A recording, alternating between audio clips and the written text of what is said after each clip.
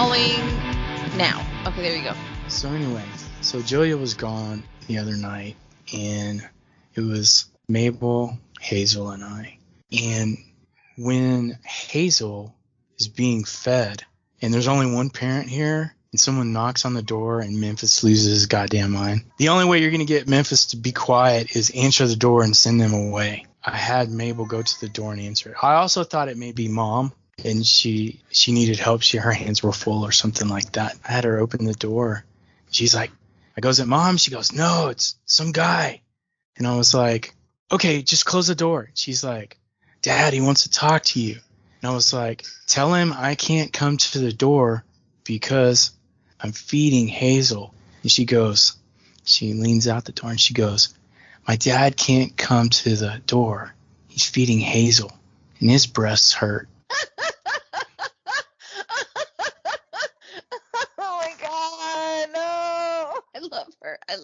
I love everything about her. She's so funny. Mabel for the win. Oh my God. Oh, I needed that. Thank you. I'm glad that makes you feel better. Your breasts hurt. Okay, I'm back. Can you high-five her for me? Maybe later. Hey, look at this. Oh, you got the stickers from Artie. I love the Saddy Daddy. Oh, that means I need to check my P.O. box because I haven't checked the P.O. box. Yes, you need to check it. And then I got that one. This is my favorite one of him. I do love that one. I like this one a lot. I think he's a handsome feller.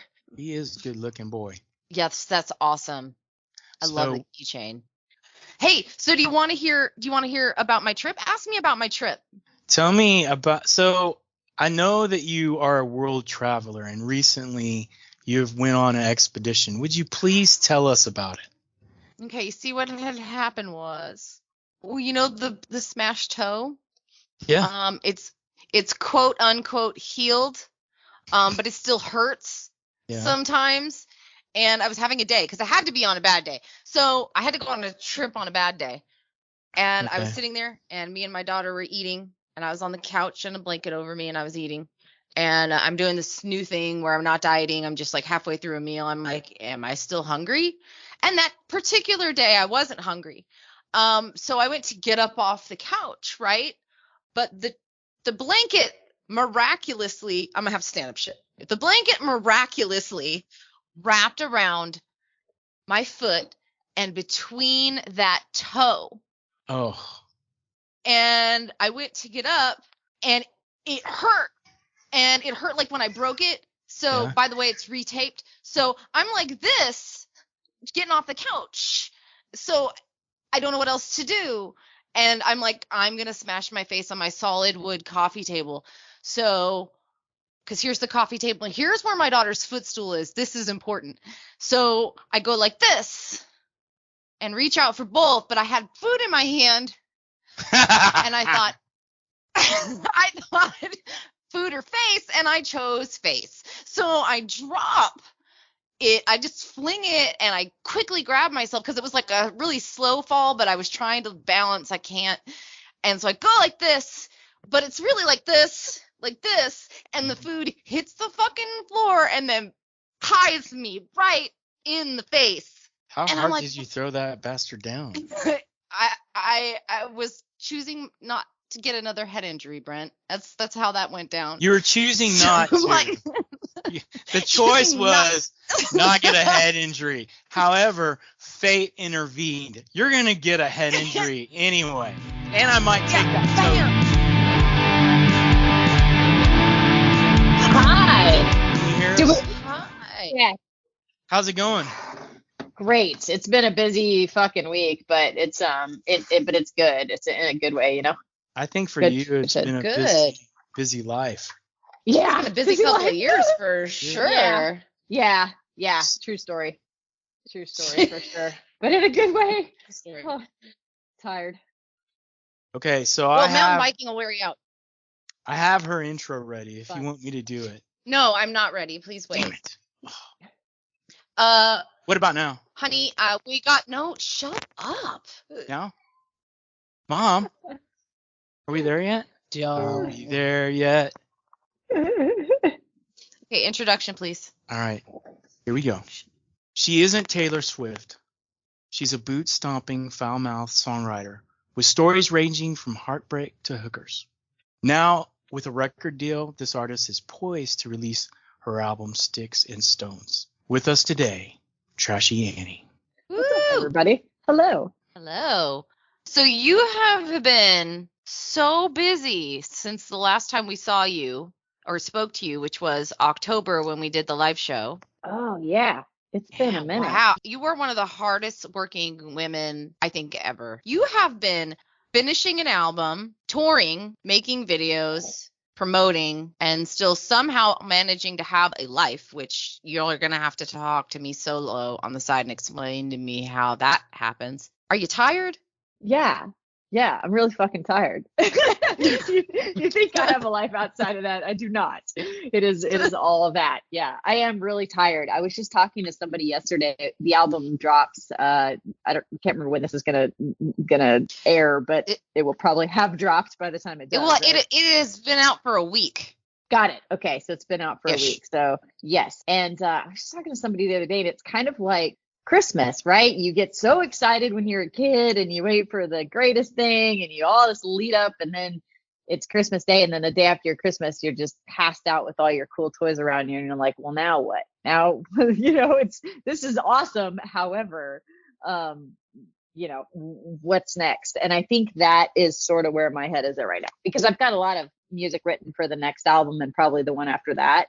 And so I'm kind of chomping at the bit because I've been living in this music for a while now, with getting it through pre-production and tracking it and all the things and making promo videos and making music videos. And you just live in it to the point where you're kind of sick of it. And you're like, I like these tunes, but holy crap, I want to work on some new stuff. And so that's kind of where my head's at right now. So yeah, I'm tired, but I'm also excited because I love this album. I think it came out great. I'm super excited with the end result, and I hope people like it because I think we put a lot of work into it, and it's a fun album, I think, anyway.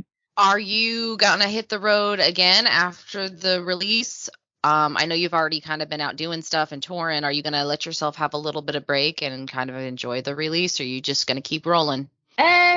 Pretty much keep rolling. We're gonna get on the road in June. So we're heading out back to the East Coast, and then we'll hit Nashville. We're actually doing Nashville for the second time, which will be cool. We play a gig in Austin on the night of June 20th, and then which is a Tuesday night, and then we drive overnight to Nashville and play Nashville the next day, and then we drive and play Knoxville, and then we head out and play 2 gigs in the Savannah, Hilton Head area. And then we play 2 gigs the next day in that Hilton Head area again.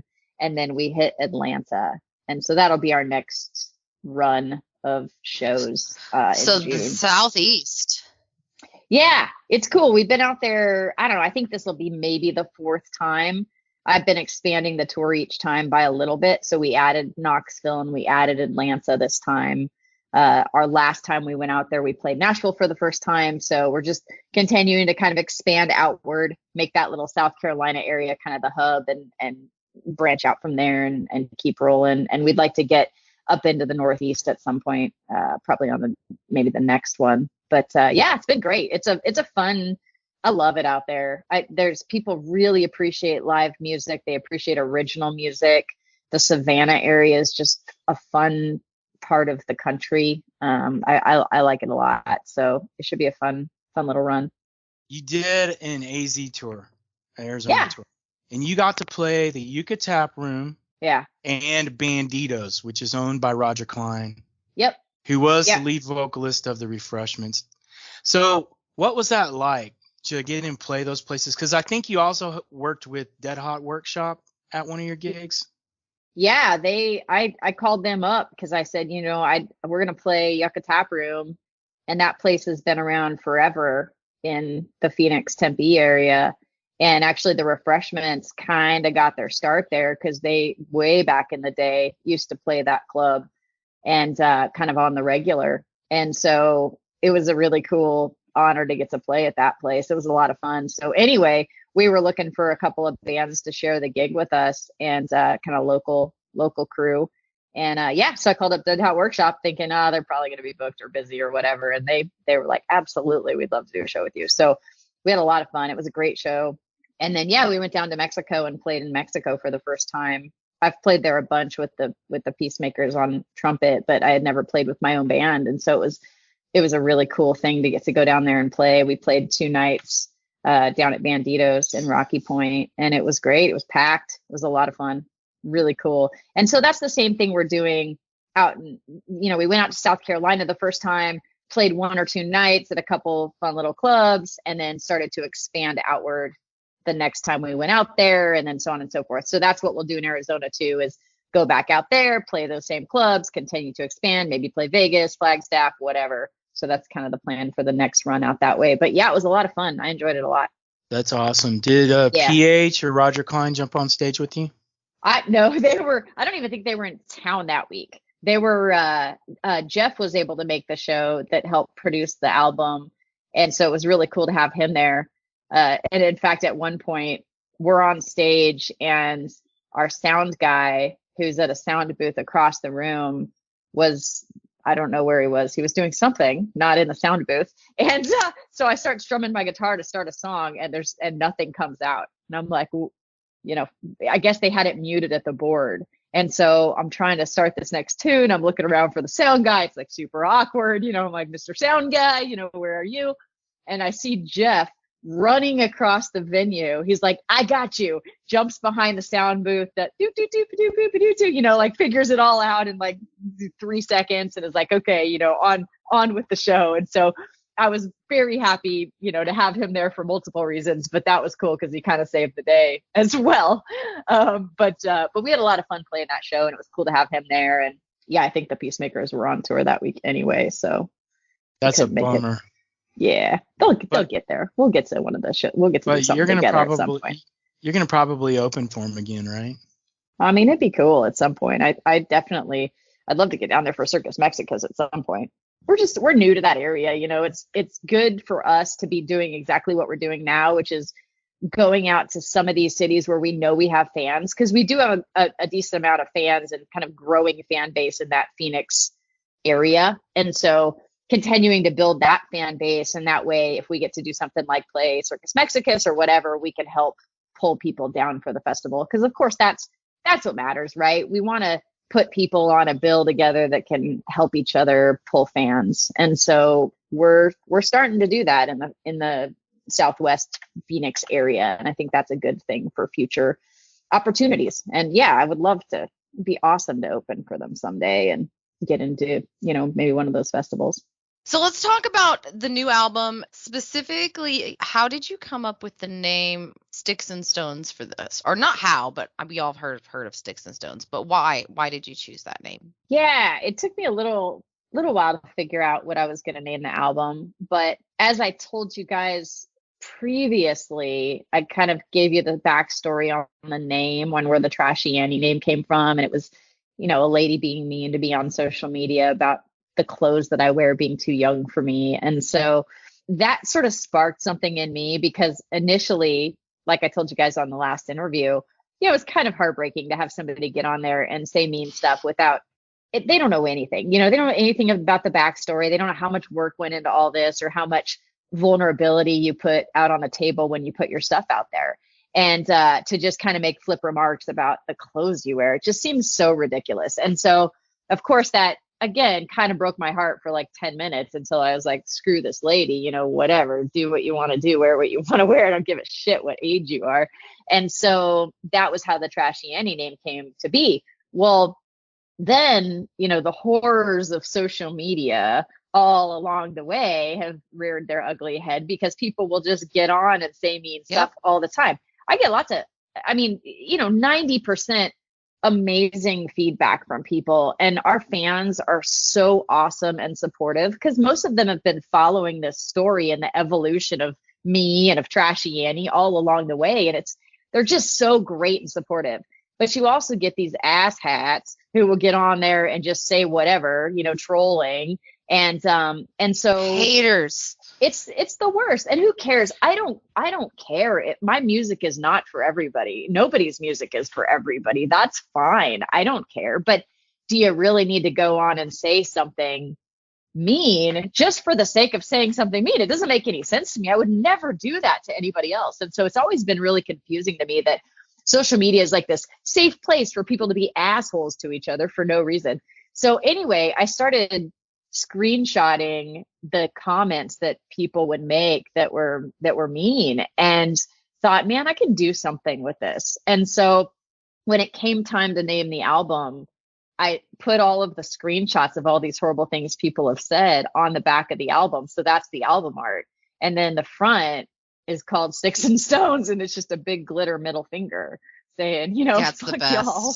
It's pretty great. And it kind of, for me, the Trashy Annie brand is all about that. It's about being yourself and not listening to people who are mean to you, and just doing, being your best self, and you do you. And so for me, this sort of embodied that by calling this album Sticks and Stones, because I'm going to do this thing and it makes me proud and it makes me happy to be able to put this stuff out into the world. And I worked really, really hard on it. And I think it came out great. And if people don't like it, it's okay. I hope they do, but not everybody likes everybody's stuff. And that's an okay thing. But it's not okay to be mean to people for no reason. It really isn't. So that's where the name came from. Well, it goes back to that saying that I teach my children. Sometimes people are just assholes. That is a great saying. Word. To teach your children. Good for you, Brent. Till they use it in school. Yeah, so great. So speaking of that theme of just embracing who you are and people being assholes for no reason, let's talk about the first track. Let's talk about Born Pretty. I love this track. I love what it represents. I think it's beautiful. I think it's fun. Tell us about it.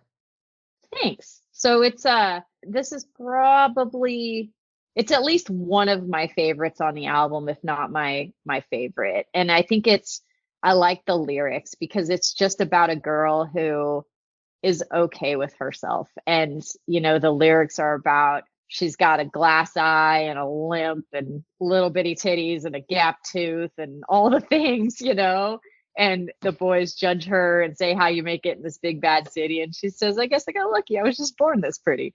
And I think that it's just a way to say, be yourself and be okay with that. No matter what you look like or what people say about it or what age you are, any of the things. And that's why I love it so much, because of what it represents. And I think the tune is also catchy and fun, and it's kind of an empowerment tune, for anybody, women, men, whatever. 100%. But, so I think that's why I like it so much, and I'm really proud of it, and I love how it came out, and it rocks, man. It's fun. It's got a good groove, and the band is they sound killer on it. So I really like that tune a lot.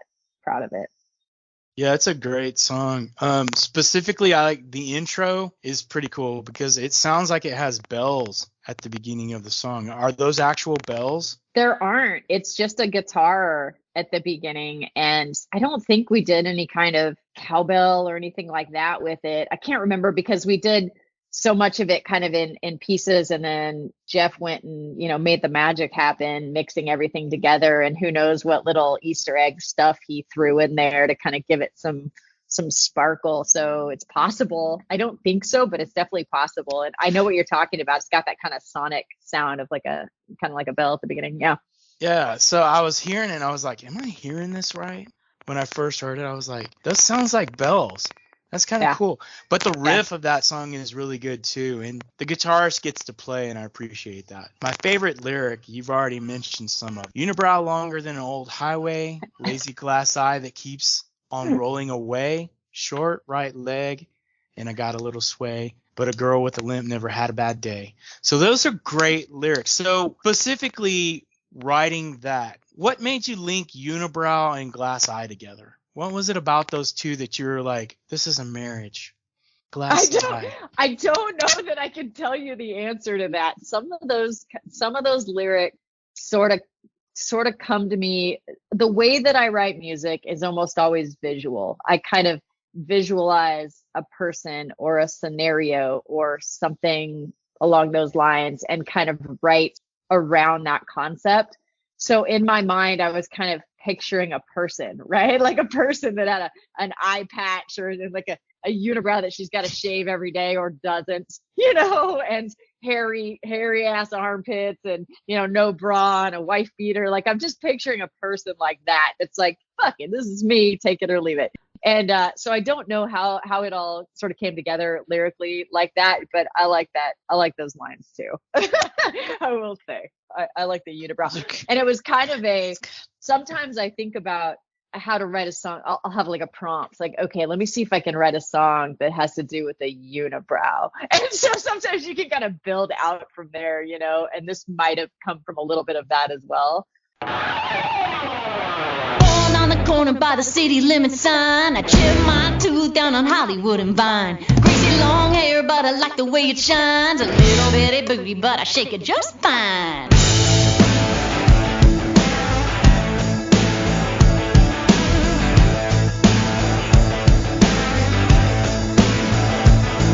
Got a unibrow longer than an old highway, and a lazy glass eye keeps on rolling away.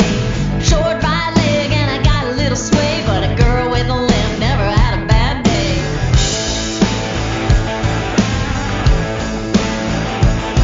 Well, the boys making noise every place I'm at, saying, girl, how you make it with a face like that? Well, how you make it, girl, in this big bad city? I guess I got lucky, I was born this pretty. Born pretty like a sunny summer day. Born pretty and I'll take your breath away. Born pretty, better lay your money down, 'cause this kind of pretty's gonna run this town.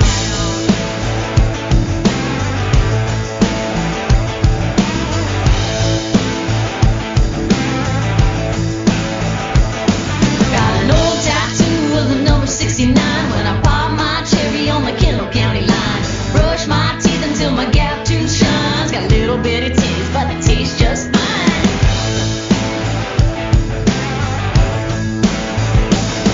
Well, the boys making noise every place I'm at, saying, girl, how you make it with a face like that? How you make it, girl, in this big bad city? Well, everybody knows I was just born pretty. Born pretty like a sunny summer day. Born pretty and I'll take your breath away. Born pretty, better lay your money down, 'cause this kind of pretty's gonna run this town.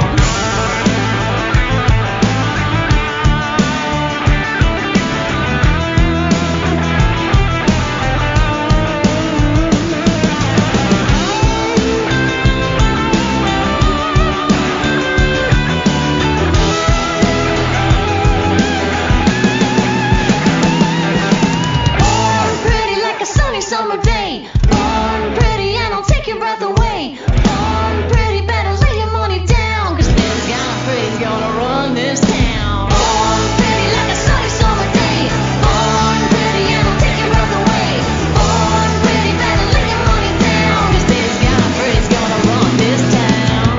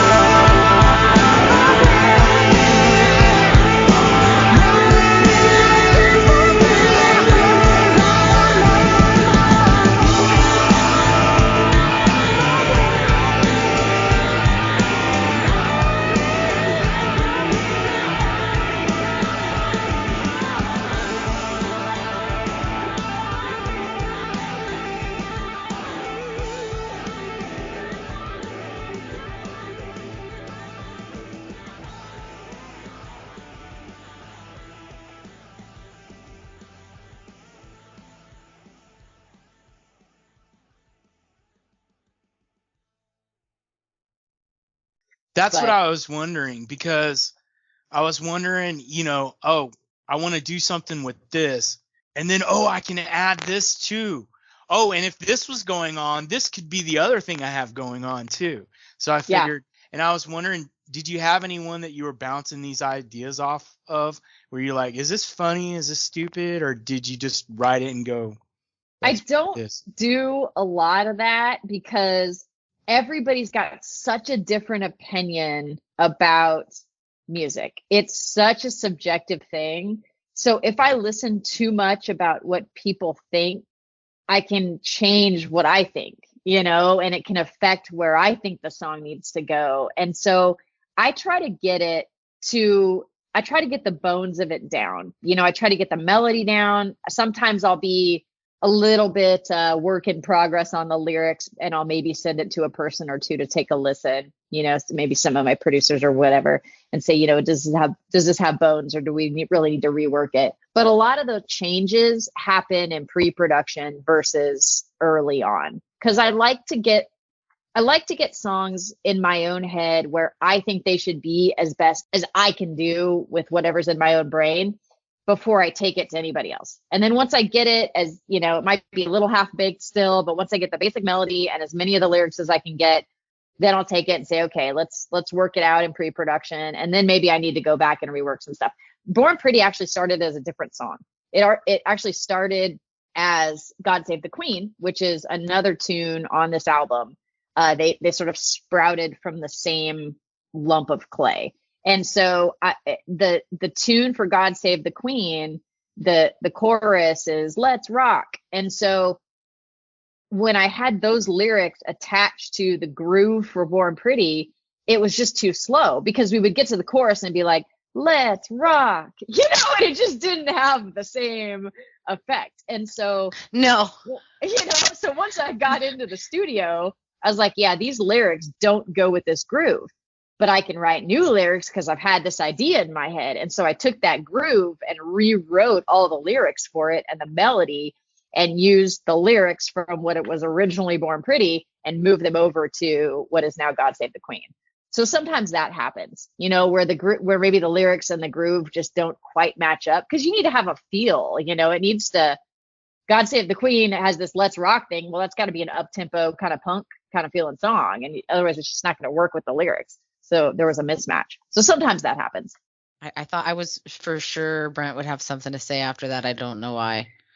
I thought she answered that very well. She did. She answered it beautifully.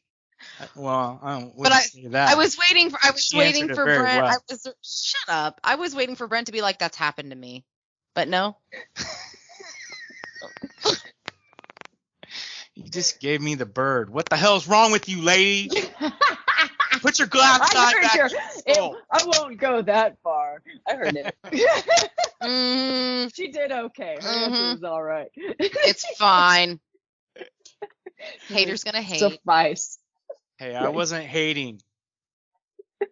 Wasn't hating, people. You weren't applauding either. There's a lot of exciting things going on in her music, so. I know. Why don't you ask another question then?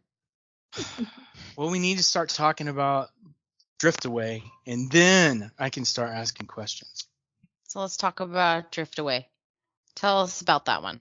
Okay, so you had told me that I you were just doing asked her a question, and then you jumped in.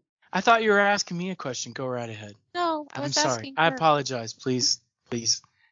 Oh, yes. Okay. So Drift Away. Oh, apparently it was me.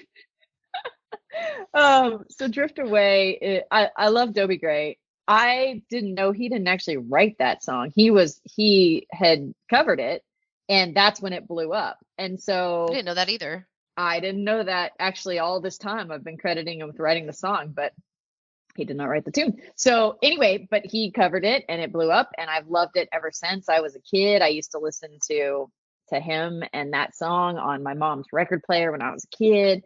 And it's just, I don't know, it's one of those tunes that I've just loved always. And so I wanted to cover it, and I wanted to do something a little different with it. And so we just kind of started messing with it in the studio. I wasn't sure. I kind of went through a couple of different iterations of that tune, because I started out having it be mostly piano based and slow.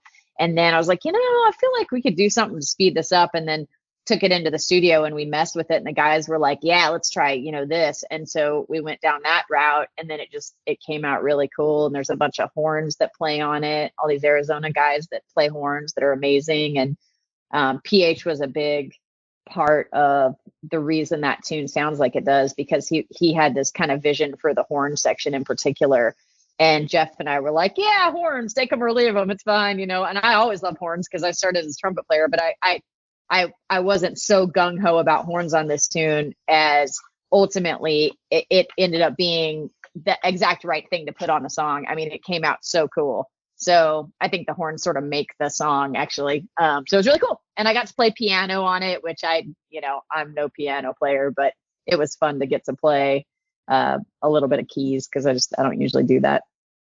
So yeah, it was a good song. I think it came out great. I'm getting good feedback on it. People are seeming to like it, and it's going pretty well. It just came out this last week, so it hasn't been out for very long.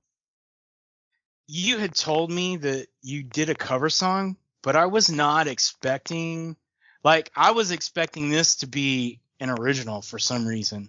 When I pulled it up, I just thought, I bet she's going to do something cool with this. And I was like, oh my gosh, I know this song. It's a cover. Yeah. Oh my gosh, it's reggae feel. I was like, yeah, it's got kind of a soul thing going, you know?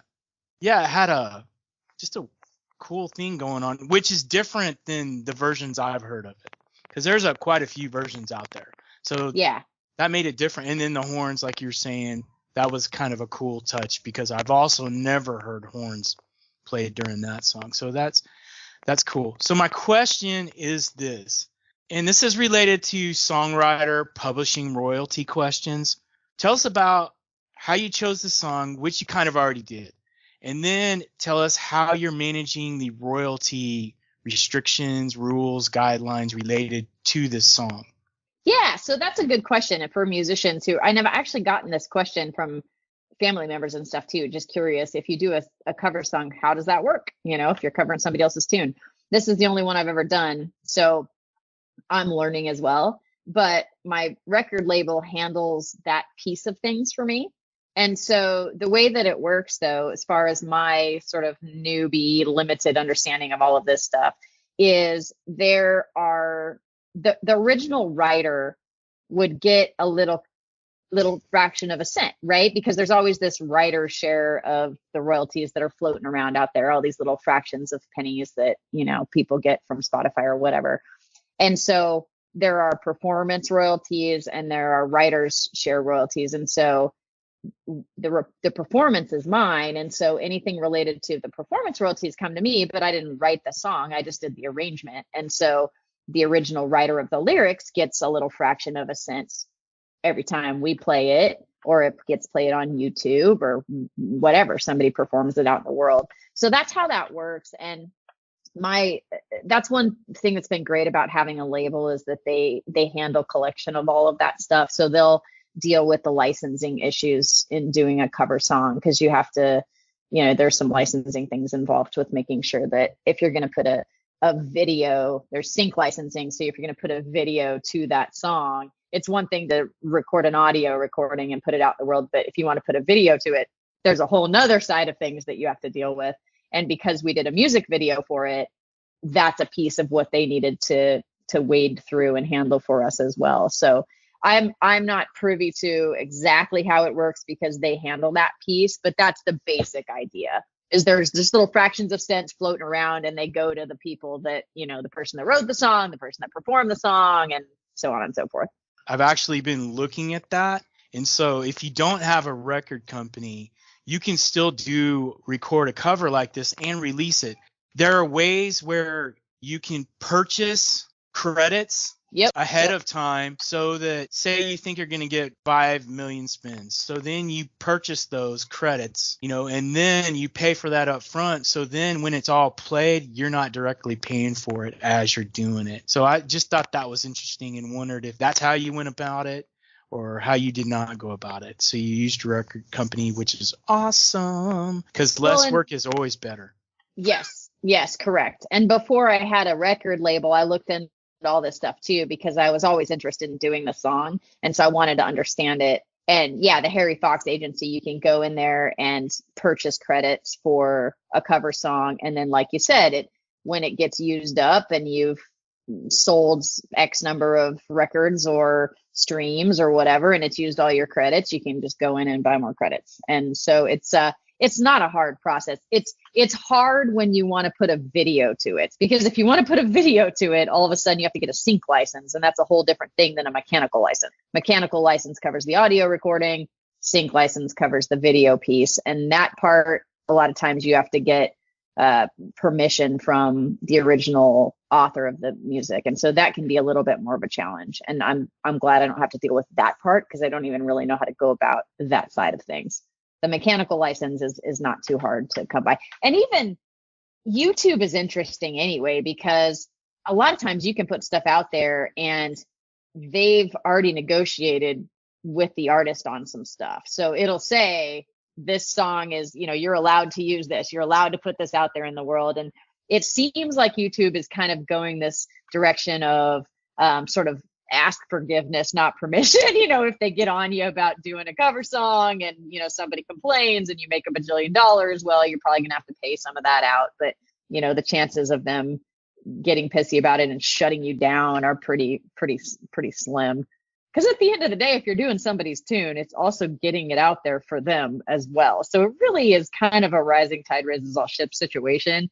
And I know it's a very new world we're trying to navigate musically, because this isn't something that existed 15 or 20 years ago. We didn't know how to deal with any of this. So I think that all of it's kind of changing, and everybody's sort of learning together how we deal with all this stuff. So I have a follow-up question. So in general, what are some reasons why an artist would cover a cover? Why would we release a cover tune just in general as an artist? Yeah. Is that your question? Yeah. Yes, ma'am. I think that certain songs resonate with all of us. And I won't do a cover just to do a cover. I'm not just going to do a cover because it gives people, I think that let me back up. So when you do a cover song in a show, it's different, right? Because it is for the purposes of Trashy Annie, we do, 99% original music, and occasionally we throw in a cover. The reason we do that is because until we are big and huge and famous and everybody knows all our songs, people just want something kind of familiar to give their ear a break, because otherwise it doesn't matter how good your music is, you're hitting them with an hour or 2 hours of original stuff. It's just hard for the brain to take all that in. So we like to do a cover every 5 or 6 songs or whatever, just to give people something familiar. But if we're going to do it, I don't want to go out there and try to compete with the person who originally made that tune. You're never going to do it the way they did it, nor should you even try. Do it your way. And so that's how I feel about Drift Away. I was like, I love this tune, but I want to do it our way. And I want to do it as part of the show. And it came out so well.